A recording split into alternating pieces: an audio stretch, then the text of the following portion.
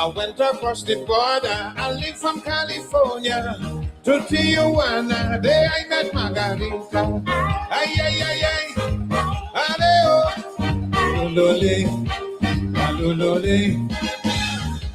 Some beauty, she yellow to she bouncy. Lips are sweet as honey, and she skin so smooth and silky. Ay, mamma mia, caramba, Margarita.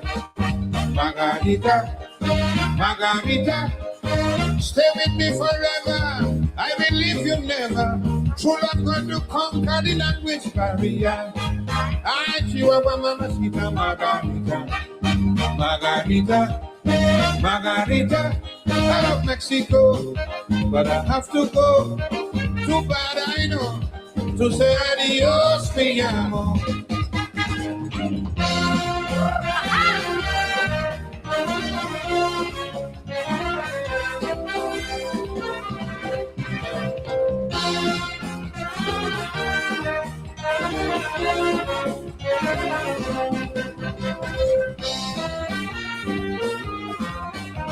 I went across the border. I live from California to Tijuana. There I met Margarita. Ay, ay, ay, ay. Hello, hello. A true Mexican beauty. She long to she bouncy. Lips are sweet as honey, and her skin so smooth and silky. Ay, mamma mia, caramba, Margarita. Margarita. Margarita. Stay with me forever. I will leave you never. True love going to conquer the language barrier. I Chihuahua Mamacita Margarita.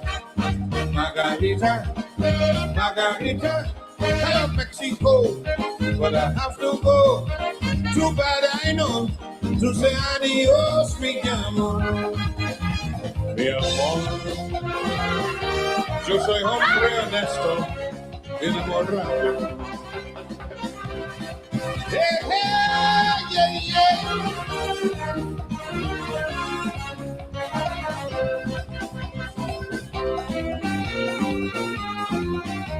A bounce of Margarita, one night in a fiesta.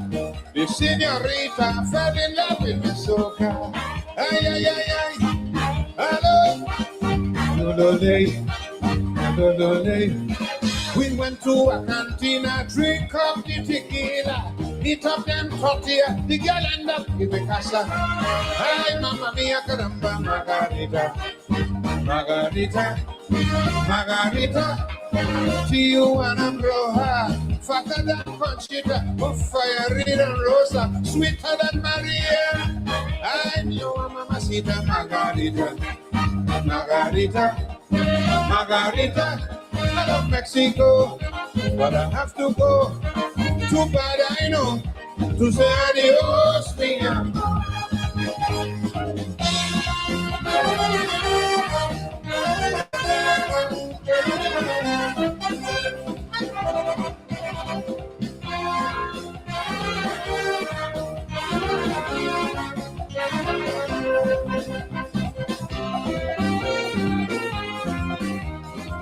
La la la la la la la la la la la la la la la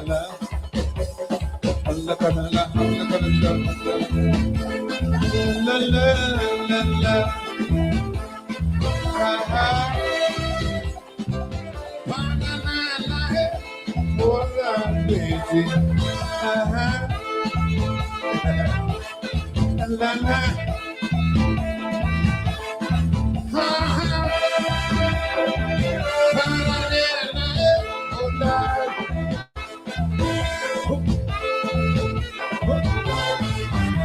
You are the genesis of my happiness. You're the one that I have always dreamed of.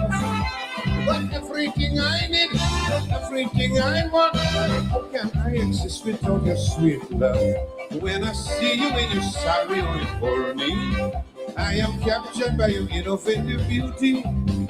If it wasn't for your nanny and OG, I will marry you and take you in his Marachi. For my sweet love. Sexy Marachi, sexy Marachi. Sexy Marachil, alright. Do la hand, oh, do la hand. Hear this sweet music playing. I want to hold you, I want to rock you, I want to jump you, jump you, jump you, jump you. La la la la la la.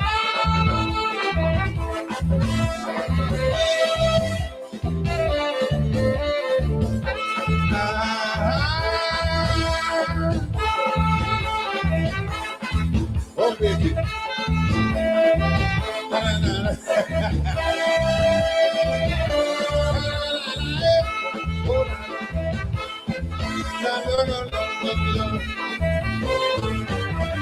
I will tell you true, the way I feel for you.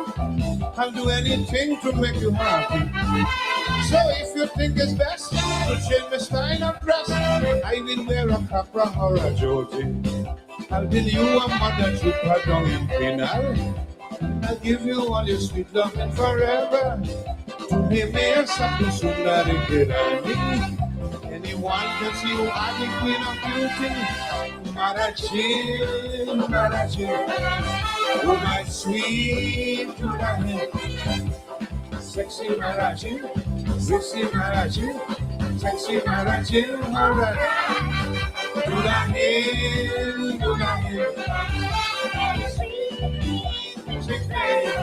I want to hold you, I want to rock you, I want to jump you, jump you, jump you, jump you.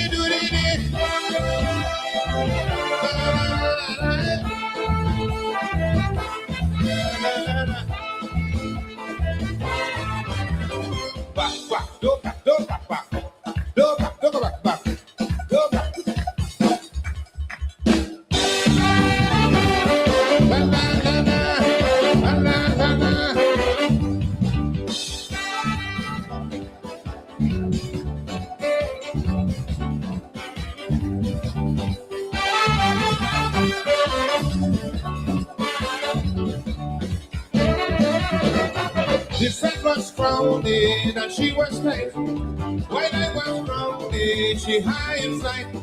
Hoitonian steel band, blazing a jam. The girl country bam bam. She down, don't do that. Don't do that. Don't do that. Don't do that. Don't back back on me. Don't back back. Don't back back on me. Don't back back. Dancing with your man if you want it. Jumping down the pan with the vampire. Don't do that. Don't do that. Don't do that. Don't do that. Don't back back on me. Don't back back. Don't back back on me. Don't back back. You look so pretty, really sexy. Boom boom looks so healthy. Jamming on the go back.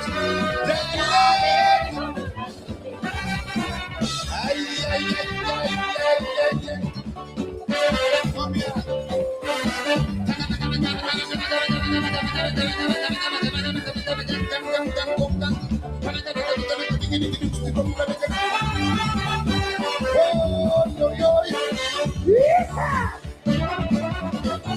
If she was serious, I wouldn't complain.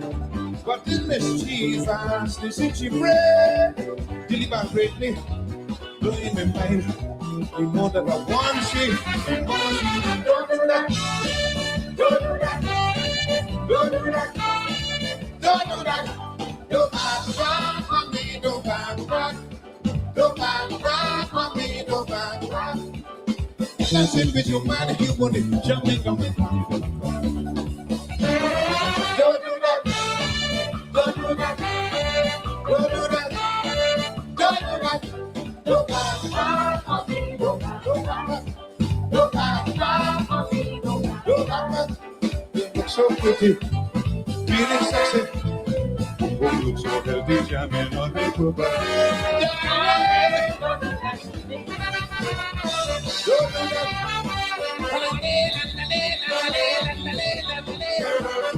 Mama, almost there. It's out. Oh, yo, yo. The place was jam with no more space. So on she bam bam, I had to press. But when she enter, the band she fall. A jam she center. Don't do that. Don't do that. Don't do that. Don't do that. Don't do that.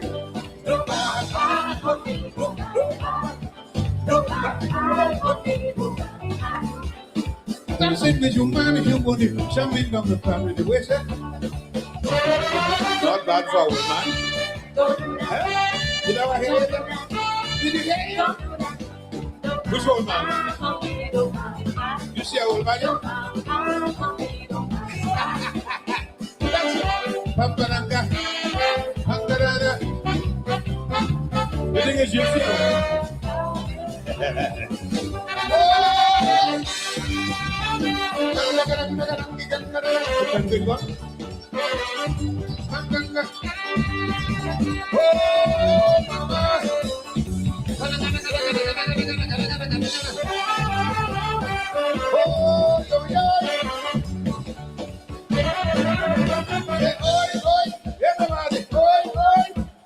Are you ready? When you drink your liquor and you drink it slow and you reach for the doorknob, missing the whole damn dough. You ain't drunk? You have been drinking. Say yeah! Yeah! All right. When you drink that wine and you drink it red and you reach for the pillow, missing the whole damn bed. You ain't drunk? You have been drinking. Say yeah! Yeah! The Mighty Sparrow, Singer Francisco. It's Friday night, and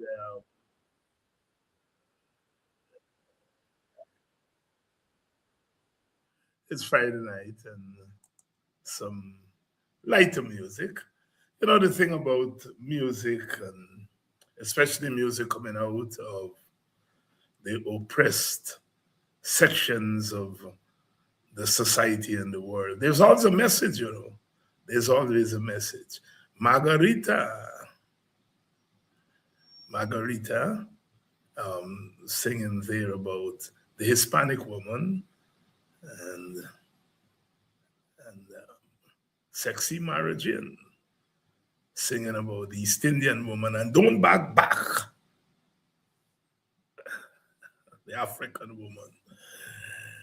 And the Calypsonians have always been singing about women, and the women today, they just sing back on the men. They sing back on the men. The music always tells a story. Please share the link and let everyone know we're on tonight. Last night we were off because there was blackout here in the area.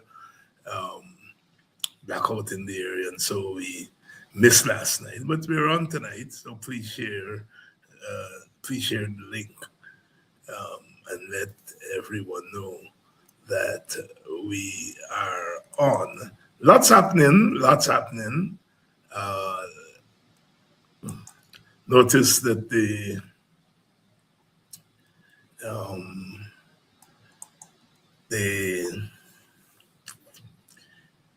APNU and WIN are scheduled to meet as a result of WIN's decision not to include an APNU member on the opposition nominees to the local government commission, that the leader of the opposition chose 2 WIN members and 1 Forward Guyana movement member, and didn't choose an APNU member, and APNU brought the matter into the public domain. And notice that the two groups are going to meet, and or they're scheduled to meet, or there is a proposed meeting supposed to take place on Monday. We shall see. We shall see. We shall see. So new territory, as we have been saying, and so they'll have to work their way. We will have to work our way through the politics.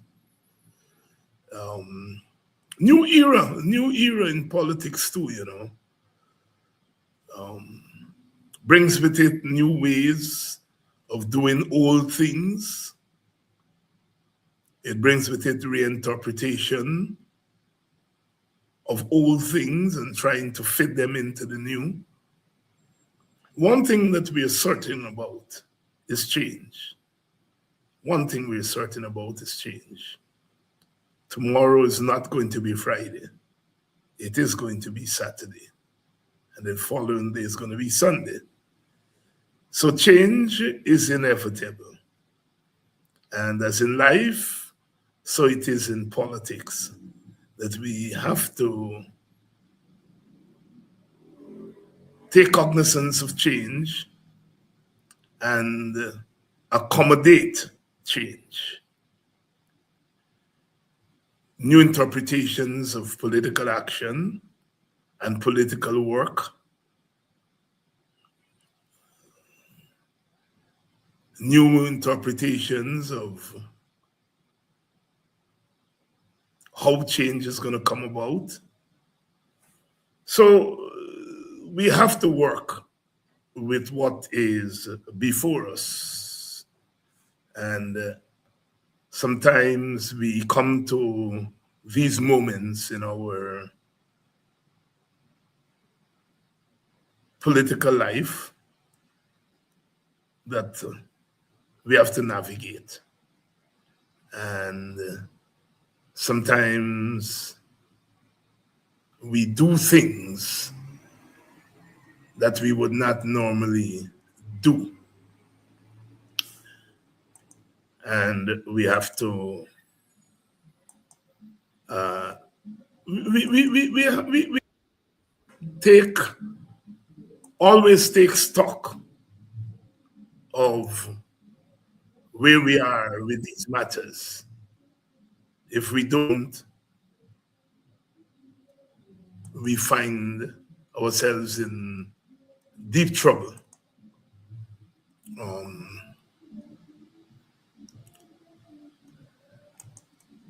Nobody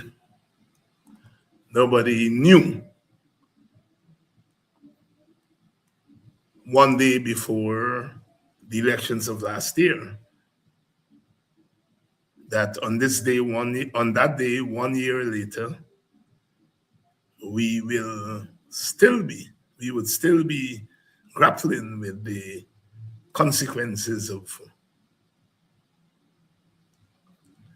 that election. But here we are, still grappling with it in all corners of the political landscape. Because political actions sometimes throw up outcomes which we do not bargain for. And then we have to confront it. The genius of a people is their ability to confront these new developments. We're learning that whenever we have new developments, there is collateral damage. There is collateral damage. In the process, we discover new things. In the process, some are put to pasture. This is all part of the political process. Good evening. Welcome to Politics 101 on a Friday night. And we continue to mourn the fact that a lot of wrong things are happening in our country, and our people seem impotent to confront the government of the day. Because if we study political history,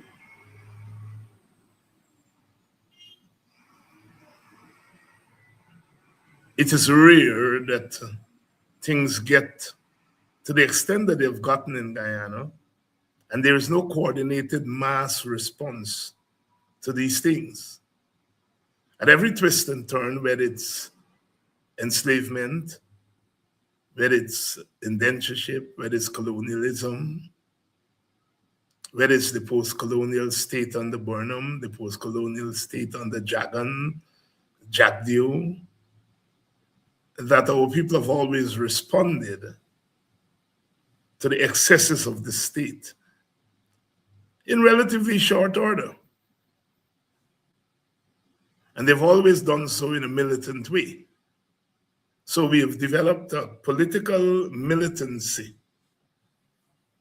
in our country.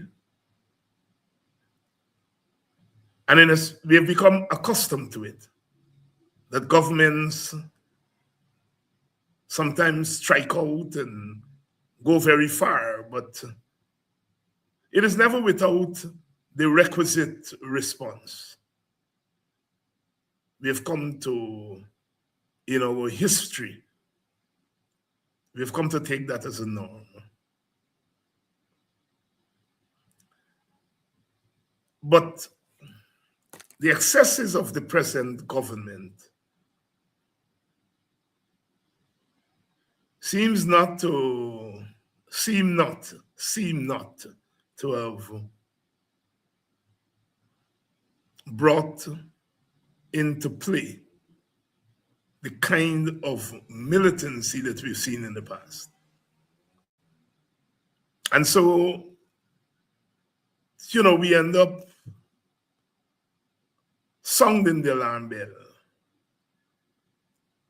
And in the process of sounding the alarm bell, we end up pointing fingers at each other. Leaders pointing fingers at the masses pointing fingers at the leaders, the militants point fingers at the conservatives and vice versa. The old point fingers at the new point fingers at the old. And we engage in this back and forth because we are not able to explain why we have deviated from the norm. And we are going through that in Guyana. I am sure that in some communities that is happening quietly. But in the opposition communities, especially the African Guyanese community, this kind of self-examination is going on in the open. And it's not for the faint-hearted. I know I get very frustrated sometimes at the kind of simplistic manifestation of the politics, and a kind of resistance to a deeper understanding of what's happening. When I came into politics as a boy in the 1970s, politicians and political activists explain the world to you. They explain local reality. They explain national and regional realities. They explain the world. They were all wrapped up together. And one of my frustrations is that less energy is placed these days on explaining the world as political work. That was the highest political work. Because in the process of explaining the world and explaining political reality, you are mobilizing. You are mobilizing people. You are mobilizing people.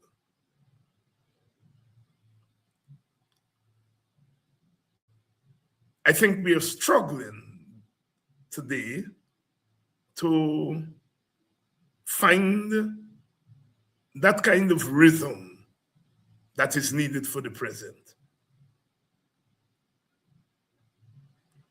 And government, by their very nature, do not help the opposition by making it easy for the opposition to confront them. They make it harder. There's Brother Frederick Douglass who said, power concedes nothing without a demand. It never did and it never will. And if the opposition is caught napping or they're caught trying to figure things out, the government takes advantage of appropriating more political space.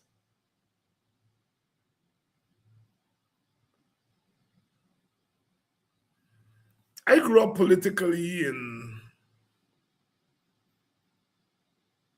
the era of politics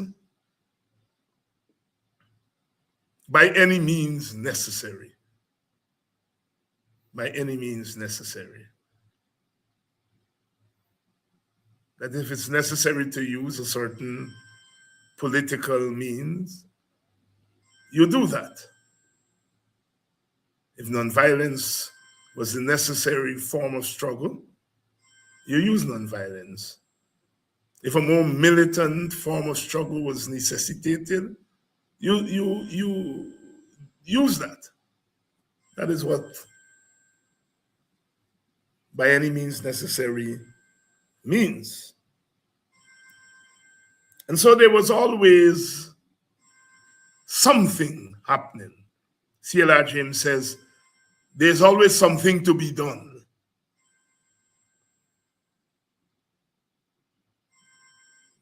But I think as we have matured politically, we have compressed, we have decreased our political space for political action. It's not easy to get out in the open, to get out on the streets, as we like to say. You have to take people along. People have to come along. We have to go along together to get there. You don't wake up one morning and say, time for the streets, let's go.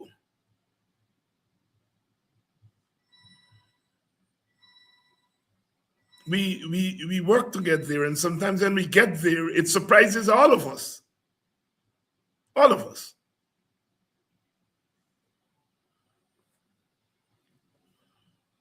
I think what we are struggling with today is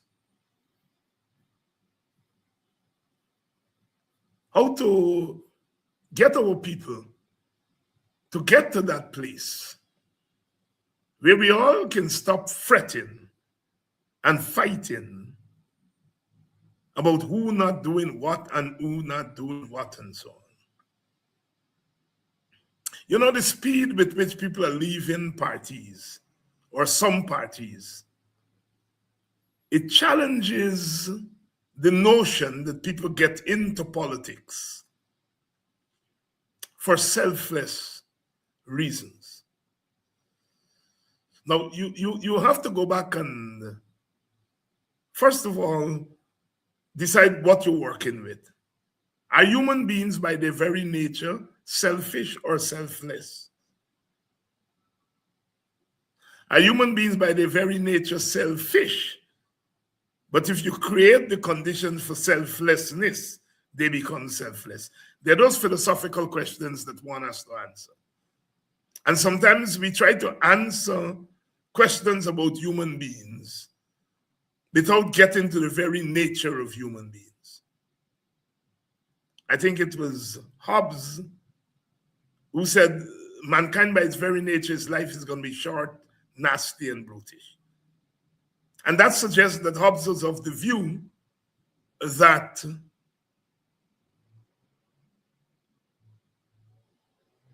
mankind by her very nature is selfish. And so left to herself or himself, the world would be a terrible place, to use the language of the young people here. And so they came up with the notion of the creation of the Levitian, the strong man or strong woman who's going to order things. They came up with all these contract theories where people enter into contract with the Levitian, that the Levitian has the wherewithal and the power to keep things in order. And if he or she, the Levitian, gets out of order, you remove them. All these contract theories and contract theories. So the truth of the matter, if we begin, that mankind is by his or her very nature a good being,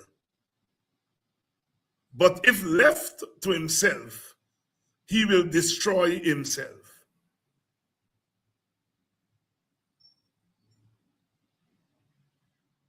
Then we arrive at a conclusion of how to move. As I said earlier in this program, that the rate at which people live in the PNC/APNU is not normal. It's not normal. I've perused the modern political culture of the Caribbean, and I've not seen an equal. I've not seen an equal.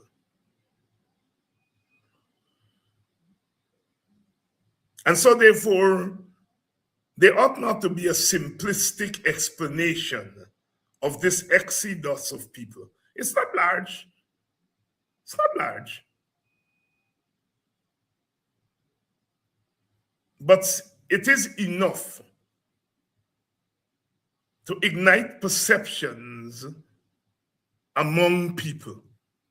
Why are people, every week you pick up the newspaper, somebody from the PNC, APNU is leaving, and they're going to APNU. They're going to PPP.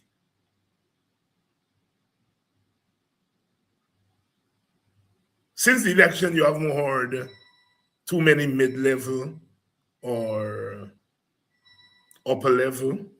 I mean, not too many. I don't think I've heard of any APNU people leaving and going to win. And this despite, at the level of the masses, more APNU people went to win than went to PPP. But at the top or the middle, more APNU people are going to PPP than they go to win. How do you explain that? The middle and the middle and the top are going one way. Those who are deciding to leave, the middle and the top are going one way, and the bottom are going the other way or another way. How do you explain those things?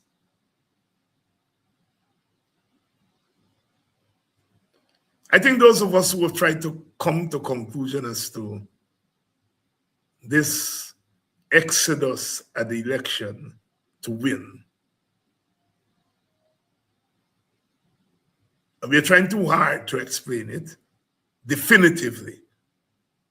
It has to be explained as we go along. Can't explain it definitively. When there are exceptions to the rule, or there is an exception to the rule, it is really very difficult to explain it in real time. And I think some of us have been trying to explain that in real time. Now, it has happened before.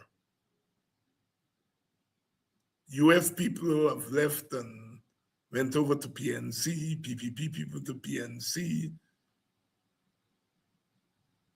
PNC people to WPA, PPP people to WPA, PNC people to AFC, AFC people, and PPP people to AFC.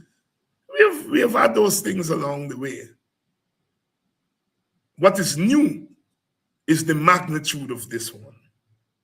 So it is not the electoral action that is new. It is the magnitude of the electoral action. No third party has ever gotten 109,000 votes, represent, I think, about 22%.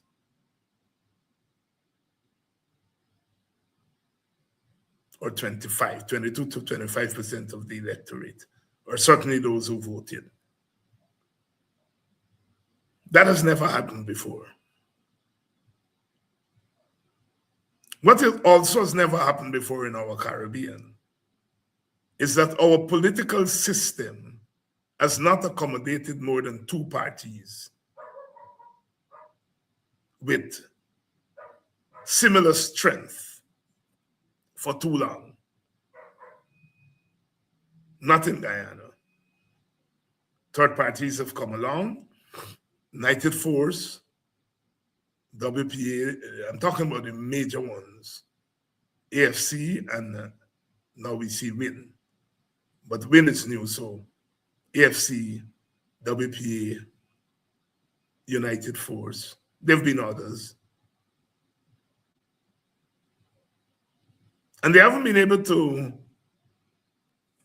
maintain a three-way system for too long.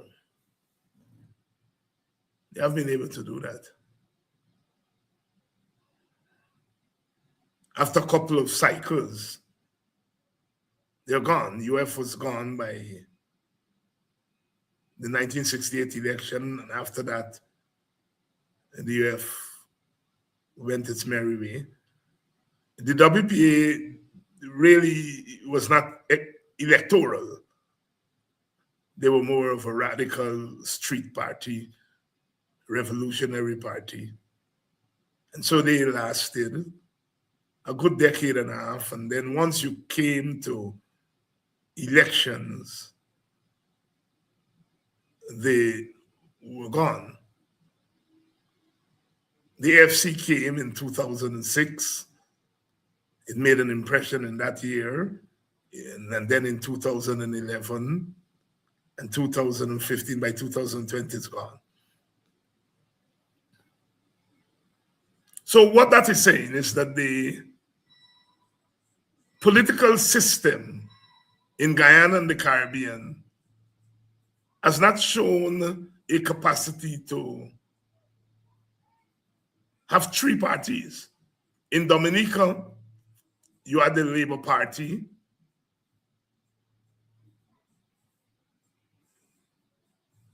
the Freedom Party, Mrs. Charles, Eugenia Charles, and they were the two dominant parties in the 1980s, 70s, 80s, and so on. And then in the 1990s, a new party, the United Workers' Party, arose.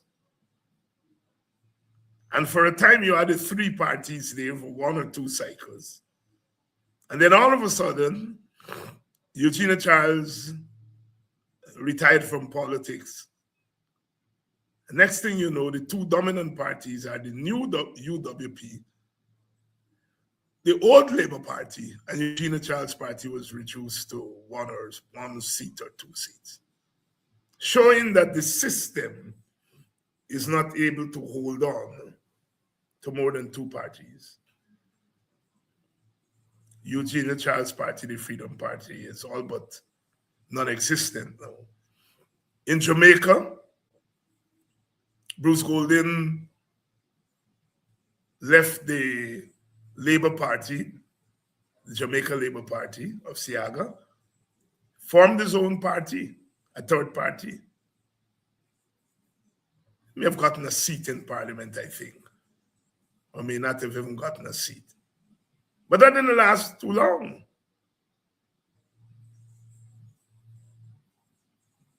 Bruce Golding was back in the Labour Party and became Prime Minister under the Labour Party. In Barbados, Sir Richie Haynes took his seat. He and three colleagues, they took their 4 seats and they left the DLP, Democratic Labour Party, Barrow's party. They left and they formed their own party. I think they called it the NDP, the National Democratic Party. And they became a third party in Parliament. Again, that didn't last too long. They went to election and a couple of times and they didn't win seats and they were gone. Barbados back to the BLP and the DLP. In Trinidad, Ramesh Dukaram formed the COP, the Congress of the People. And in one election, they won, I think, up to 23% of the popular vote. Mohammed won 22, COP won 23. But given the Trinidad system of force past the post, they didn't get a seat. But they won 23% of the vote, more than win. And they stayed around for a little while. They went into a coalition with the UNC. They were, in the first place, they were a breakaway party from the UNC. But then after a little while, they're gone. Today, the COP, I don't think they hardly exist in Trinidad. And there are other examples I can give of what happened around the Caribbean. The political system doesn't hold more than two parties, electoral parties at the same time. Meaning it doesn't hold 3 parties of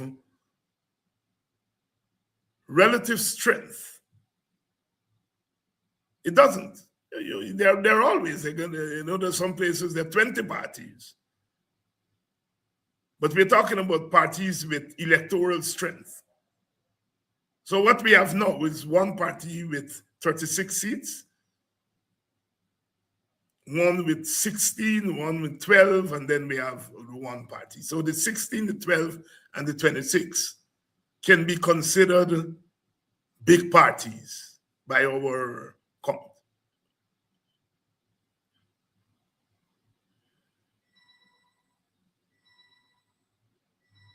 Considered big parties.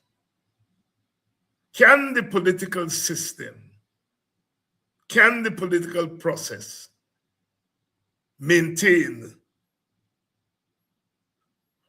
3 parties like that? And the answer is no, because in such a situation, you can have 2 outcomes. One party winning, or neither of the 3 parties getting 50%. At the last election, a lot of people gambled that they could hold the PPP down to a minority government. That didn't happen.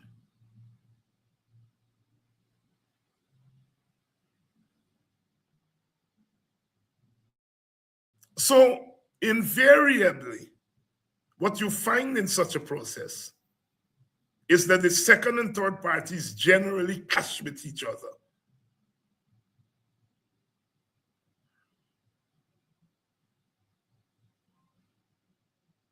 They usually clash with each other.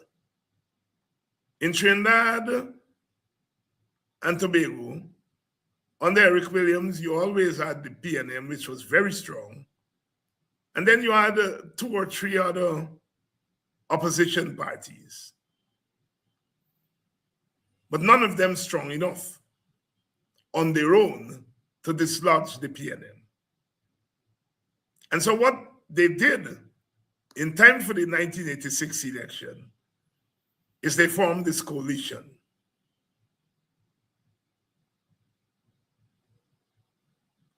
What they call the One Love Coalition. And that One Love Coalition defeated the PNM in 1986, 33-3. Amazing.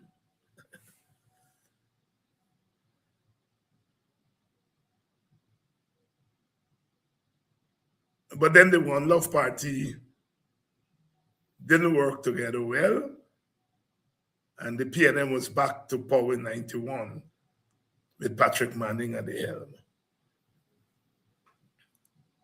So here in Guyana, we are struggling with this three-way allocation of seats and how it will work. And people think it would have been an automatic thing. The elections are over. Win got 16 seats. The APNU got 12 seats. The news is not the number of seats which they have, because 12 and 16 in electoral terms, they're almost what you call cush.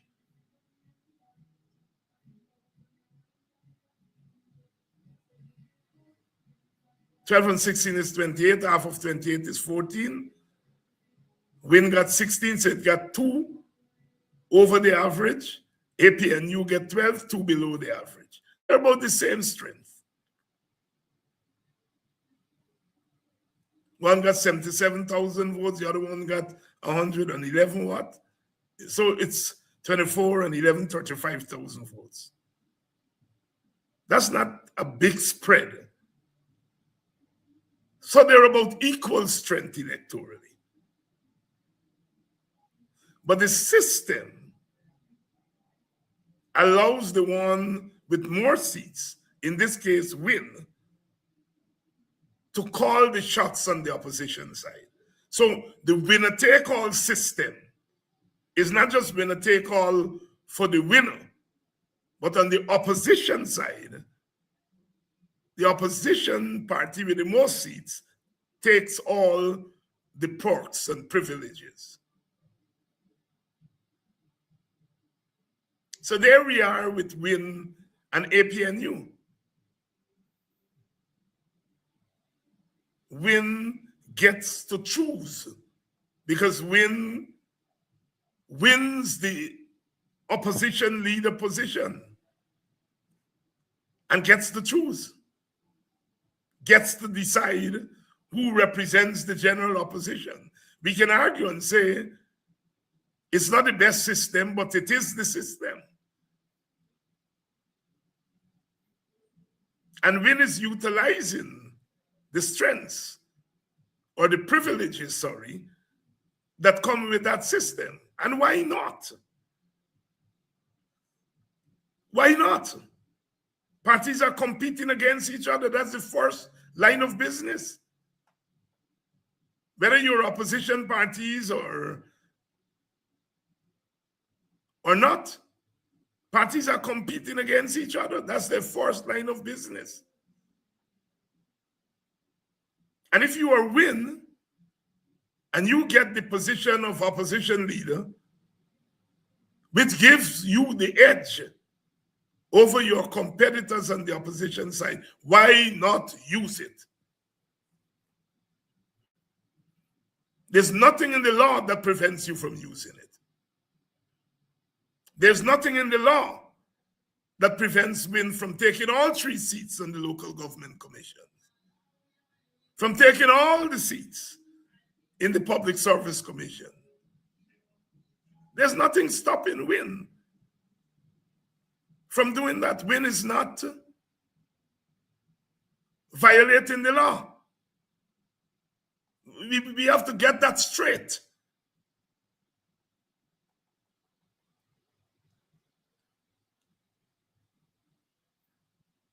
The reason we are not getting it straight is because our voters did not take all of that into consideration when they went out to vote. They went out to vote and they cast their votes, and they created a 3-way operation. And with no disrespect to the FGM, the FGM has 1 seat, but with the FGM 1 seat, they don't make a difference with anything. You can have 1 seat and make a difference. It happened in the Caribbean before. In St. Vincent in 1972, the 2 big parties were Kush and San Michel, had 1 seat from the Grenadines. And he was able to become prime minister with 1 seat.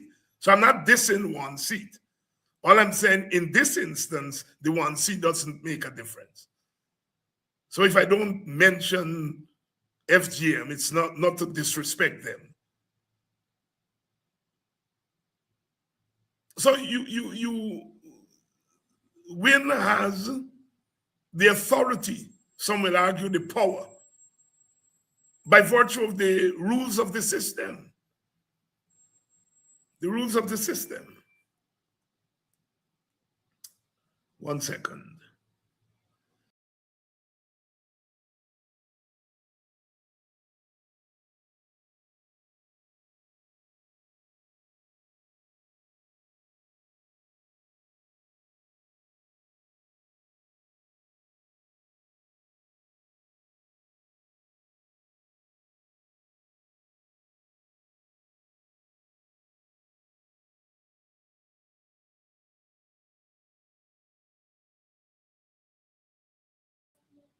All right, we're back here.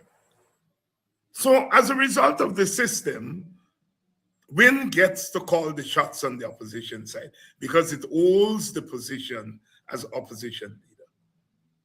So nobody should be quarreling with Win at that level. In the final analysis, those who voted for Win, those who voted for APNU, those who voted for FGM, they voted for 1 thing in common. And that was to replace the PPP. That is why, after they finish voting and they vote 2-way, they expect their leaders to come together.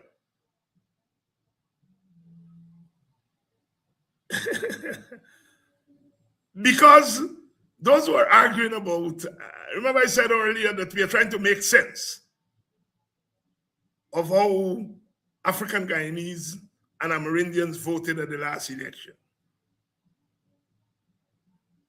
And we now know what they voted for. We can argue about what they voted against. They may have voted against APNU lack of militancy. They may have voted against Norton because they say too black. They may have voted against the APNU for so. But one thing that united them, the Win voters and APNU, they voted, they didn't want the PPP, they don't like the PPP, they voted against the PPP. And so, in their political heads, after the election, they expect Win and APNU to hug up and think, God, geez, man, if we know that, why are you all at the top can't know that? Because remember, They were banking on a Nigel Hughes and Aubrey Norton coalition. It didn't happen. And so some of them may have voted for Win out of frustration with that. So once the voting was finished, they expect Win and APNU to come together. Although Mr. Mohammed said very clearly he was not going to collate with either PPP or PNC. He was very clear. But you know, in the political season, people hear what they want to hear and see what they want to see. And they may have brushed that aside. So now the elections are over. And what you have is a clash between what the people wanted, and that is they wanted an anti-PPP story. And they split up the thing in two, but what they wanted is an anti-PPP story. But the leaders at the top, Mr. Mohammed, said very clearly, he's not for that. And once he said he's not for that, APNU will look stupid if they go running and say, we for that. Then what is going to happen is that Win may say, I changed my mind. I want to collate, but collate on my terms. And I think we see some of that. We see Win saying, we reserve the right to take all. But in instances where we don't take all, if we collate on our terms. And once that is set up, it's very difficult to get any genuine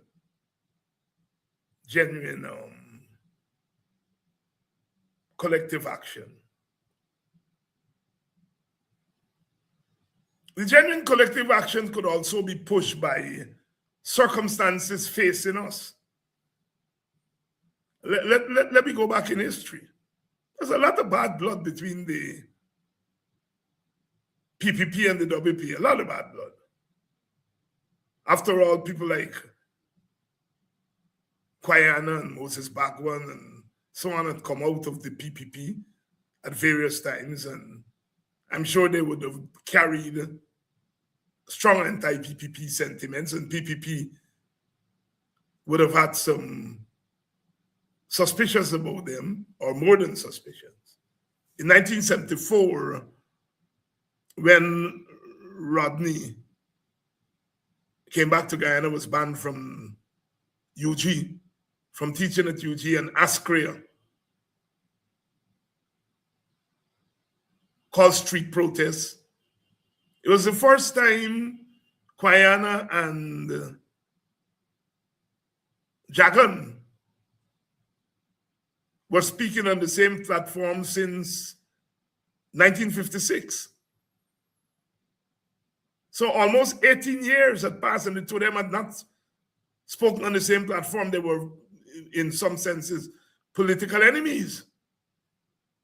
And I tell that story to say there was bad blood between the PPP and the WPA. But as the government, as the crisis between government and opposition increased, the two of them were forced to work together. So sometimes it is the actions of the government that drive opposition to work together. Reluctant opposition. And I think one of the arguments that's been made today is that this government is doing its due. It's overdoing the due. And yet the opposition can't come together. So again, there's a bucking of history here. The fact that the government is overdoing its due should have already forced WIN and APNU to come together. But it hasn't. So again, we are seeing an anomaly in history. Never happened. By this time, the PPP and WPA had come together. WPA comes into being in 1974. By 1977, 76, 75, 76, they're reaching out to each other. Brindley Ben left the WPA because it felt WPA was getting too cozy with the PPP. Brindley himself would later go back into the PPP. But that's for another day. So by this time, the PPP and the WPA were working together. In similar circumstances, WIN and APNU are not working together. So what it shows is that you can have similar circumstances. You can have the same circumstances, but not the same outcome.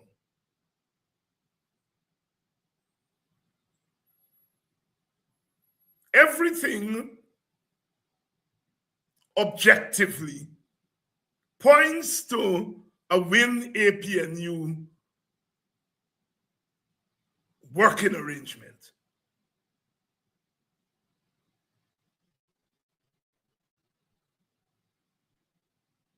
But the dynamics that drove us here work against those dynamics. You see, the WPA came on the scene in 74, but it didn't take seats from PPP. It took some supporters.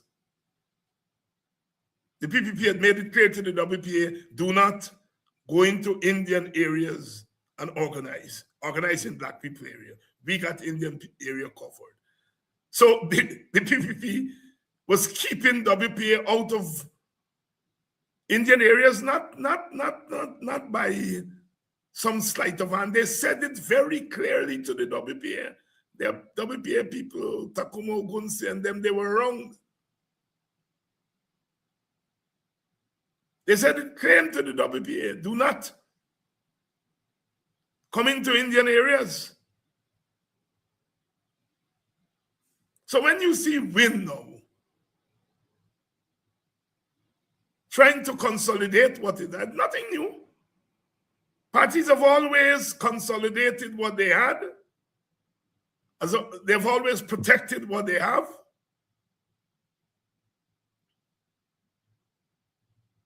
WPA didn't tell Jagan not to go into African areas. In fact, they carry Jagan into the African areas.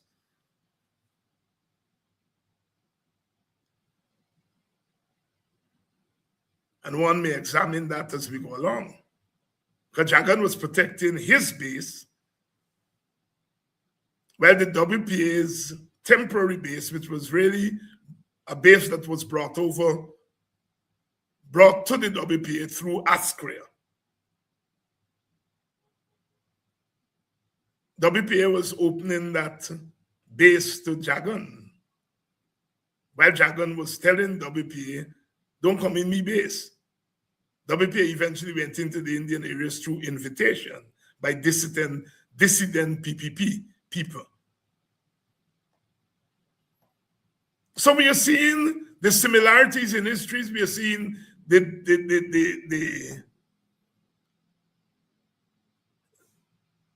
differences. How do we move on? I think this meeting that is coming up between WIN and the APNU, is going to be a critical meeting. Because they're not only going to discuss, so far as I see in the media, they're not only going to be discussing the recent action by WIN where it excluded the APNU from the local government commission. They said they're going to discuss other matters, other thorny issues. And there are lots of other issues they have to discuss.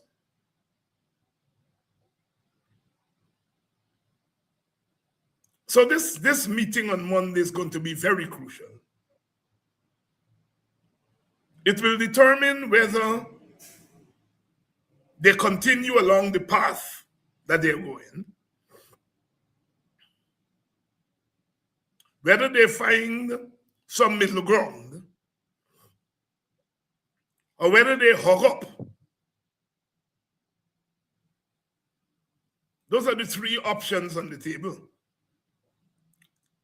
They hug up and say we're going to work together to remove PPP. They continue along the lines of where they are now, or they meet halfway. I don't know what halfway looks like. I haven't thought it through myself.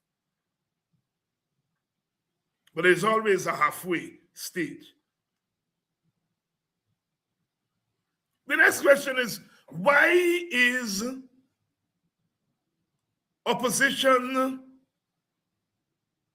I'm not saying unity, because unity, people could misunderstand unity to mean some hug up kumbaya and so on. Why is it that you need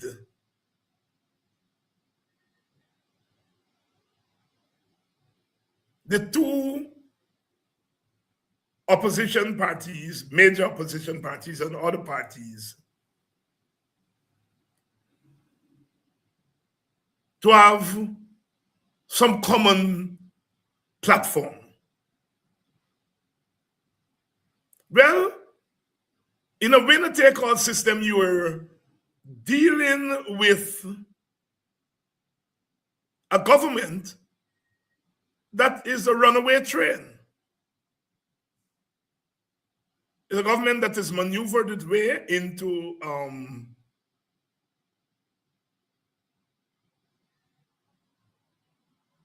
a dominant position, 36 seats in the National Assembly.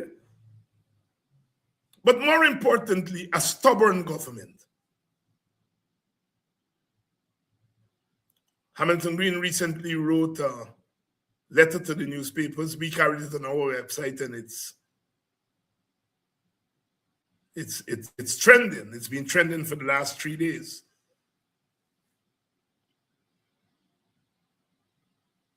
It's not that the PPP, has a lot of seats and controls the government. The PPP is stubborn. It's not giving an inch.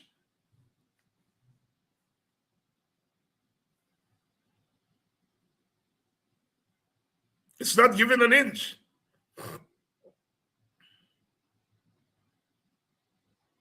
Burnham, during the time of PPP, WPA opposition, Burnham would play this little game with them.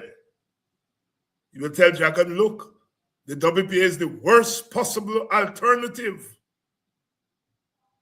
And then he would say to the WPA, look, all you're getting used by the Indians.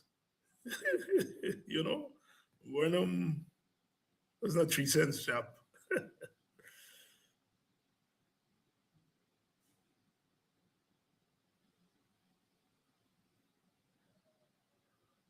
But he will cut some slack, to the PPP. Didn't cut much any slack to the WPA. But he cut some slack to the PPP. He agreed to the recognition of Gawu.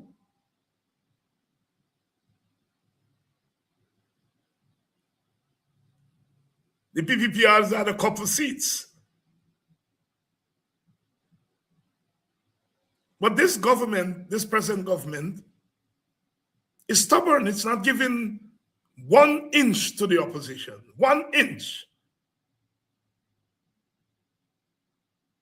So it's taking advantage of opposition, lack of opposition solidarity, but it's also seeking to widen the gap between PPP and APNU and Mohammed.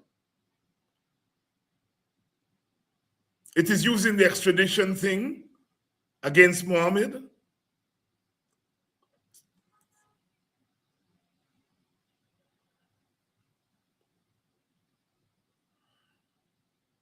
And so the situation is not as straightforward.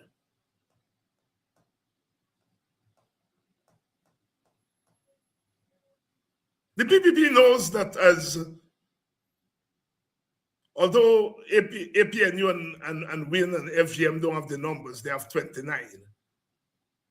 And you're moving away from a situation where the opposition had 31 to 34 for the PPP. Some may say 33 to 32. That was the result after 2015, result after 2020.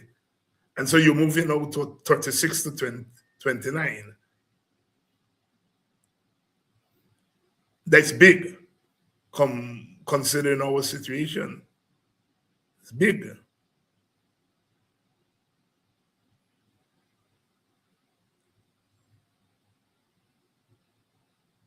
And so the PPP doesn't want the two of them to come together. The PPP is taking every advantage because they're sensible enough to know that, look, this majority that we have here could go up in smoke tomorrow. There could be mass protests and the government could be forced to the table. They could either be forced out of office or they could be forced to the table as they were in 1998 under the Hart-Munston Accord. So the PPP is not foolish.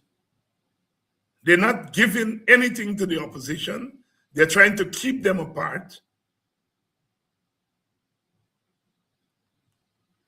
They're rolling out a PNC/APNU dissident crossover every week, every other week,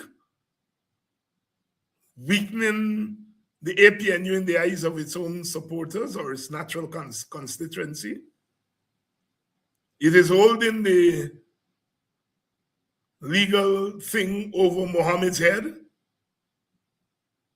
creating doubts as to whether Mohammed is fighting for himself or he's fighting for his supporters. So the PPP is exploiting the situation.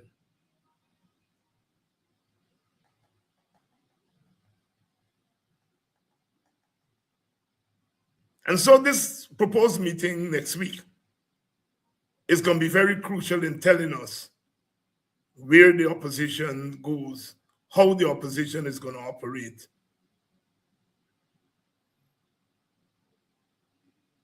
As we go forward.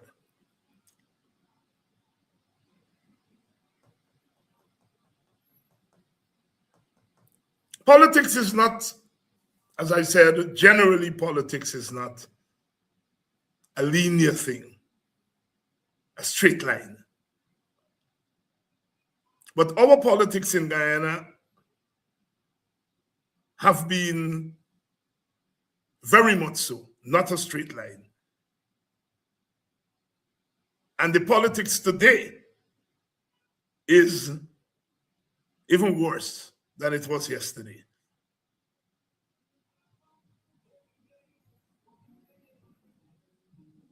So very delicate. And part of our frustration is that people are offering simplistic answers to these problems.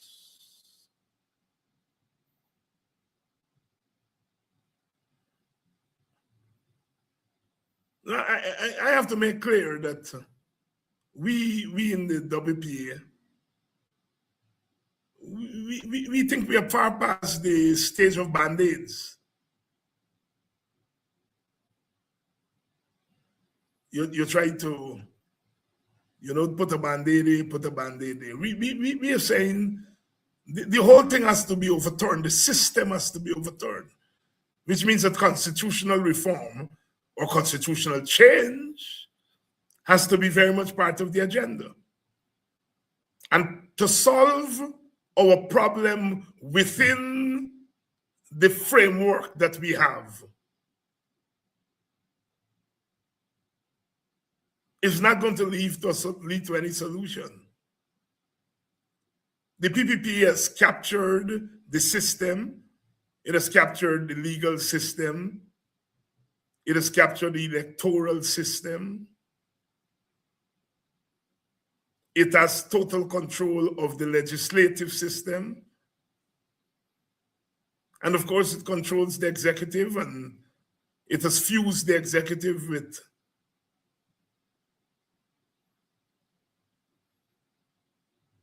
elements within the economic elites.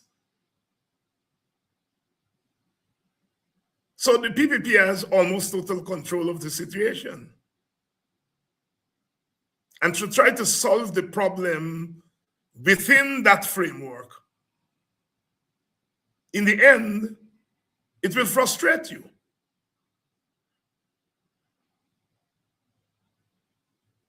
And so that our view is that you have to walk on multiple feet. The electoral system by itself is not going to solve our country's problems.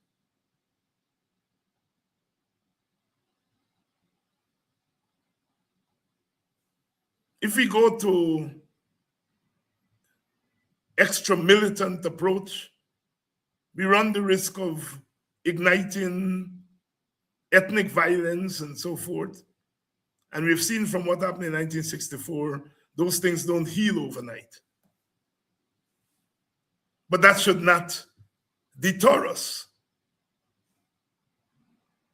from using militant politics when it becomes necessary. So our argument is that you do not take anything off the table. And the more options you have on the table, the more likely you are going to have a sensible solution. So people would like to box us in peaceful and violence. And I don't use that term of peaceful protest. I think protest is protest. And I don't think protest and peace go hand in hand. Peter Tosh said, everyone is crying out for peace, but nobody's crying out for justice. So if we make peace the end, you will get peace, but you may not get justice. And so the end has to be justice. Protest has to lead to justice. Whether that protest is peaceful or not peaceful is determined by a lot of factors. Very important, is determined by the government reaction to the protest. But the minute you put peaceful next to protest, you already signal to the opposition, to the government, you're joking. Because you're more concerned about how you look than about what you ought to be doing.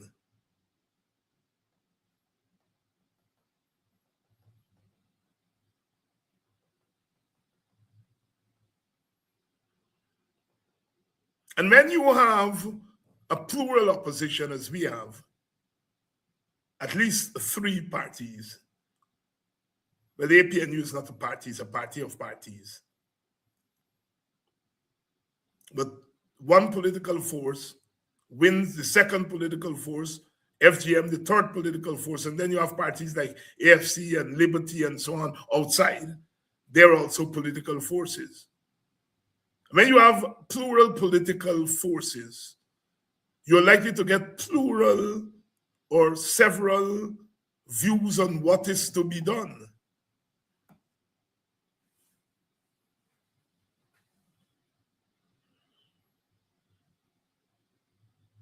So perhaps for WIN and APNU,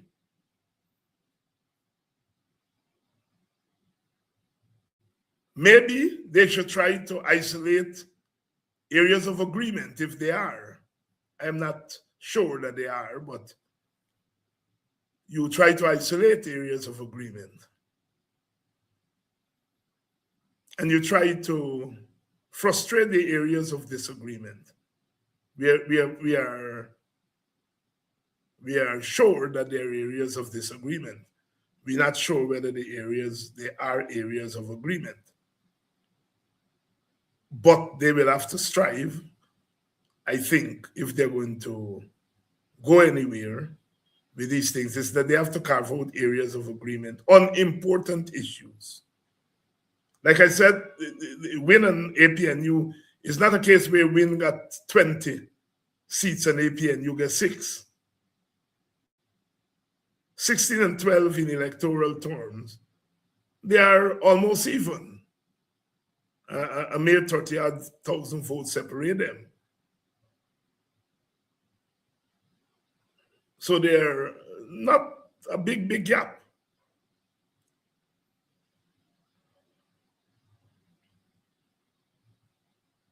And so that has to be taken into consideration when they're talking about joint action.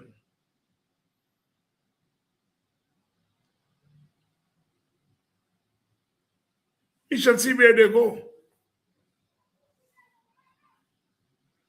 Somebody pointed out to me the other day that yesterday or sometime they sent something to me with Dagi, cussing out Mohammed and so forth,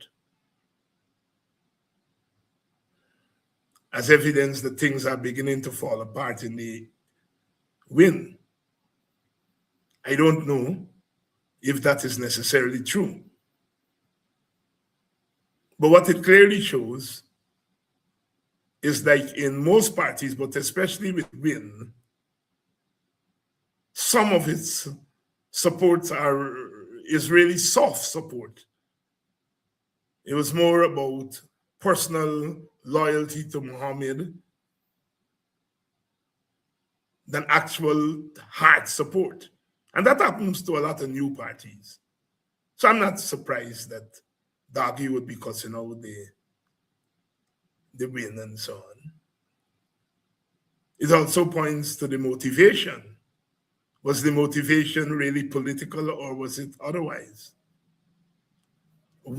That's Win's business for them to work out.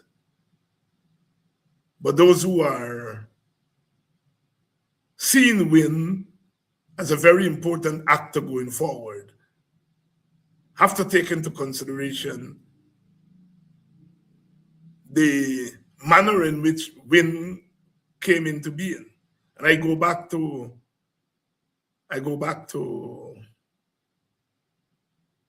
Clive Thomas's exhortation to us when we first talked about vote buying. And that is that once people begin to sell their votes, it's going to be difficult to stop it. And so when we are talking about political parties, especially the newer ones in this environment, we cannot talk about them outside of the culture of vote buying. I hear with my own ears some young black people, especially the males, who are saying, the man get plenty money, the man's the right man for Guyana. Because money gonna run under the man. Because the man ain't gonna thief.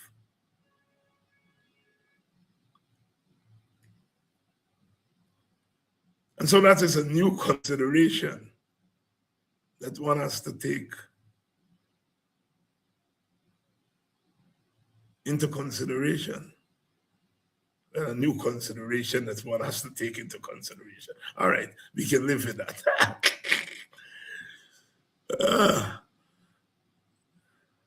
So we shall wait and see what happens in the next couple of days on the opposition side. One has to give Mohammed some credit for at least saying, all right, I hear you all, APNU, and I'm willing to put back this local government thing on the table. But I want other things to be put on the table. You have to commend him for that.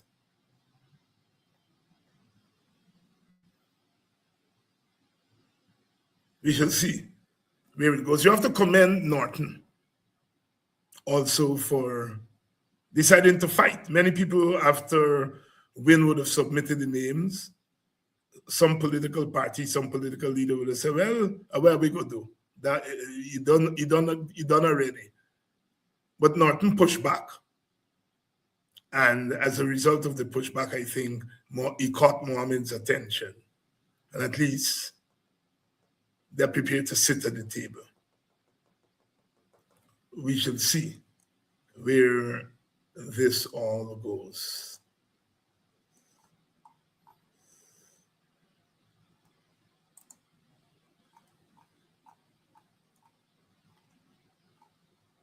Well, enjoy the weekend. And we'll be back here on Monday, bright and early.